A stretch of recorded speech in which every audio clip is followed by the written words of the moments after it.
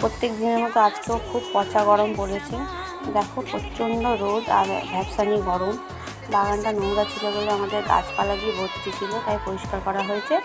আর এদিকে আজকে তোমাদের কাছে একটা নতুন ভিডিও নিয়ে এসেছি, মানে চিংড়ি মাছের নতুন রেসিপি বিয়েবাড়ির স্টাইল। এখানে চিংড়ি মাছটা ভেজে তুলে নিয়েছি, লবণ হলুদ দিয়ে মাখিয়ে তেলে গরম ভেজে তুলে নিয়েছি।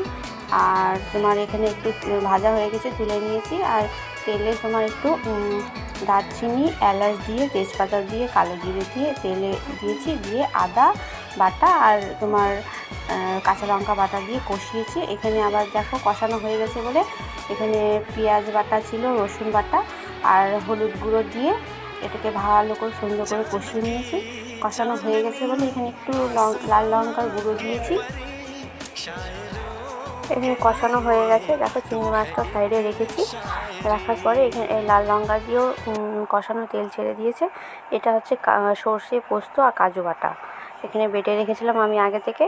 এটা দেখো কষানো হয়ে গেছে বলে আমি এটাকে অল্প আছে মানে আস্তে আস্তে একটু নাড়িয়ে চাড়িয়ে দেবো, কারণ কাজু পোস্ত সর্ষে বেশি ভাজলে একটু তেতো তেতো লাগে। তাই এখানে হালকা করে ভেজে নিয়ে তোমার চিংড়ি মাছটা দেখো ভেজে রাখা হয়েছিল, ওই চিংড়ি মাছটা দিয়ে দিয়েছি।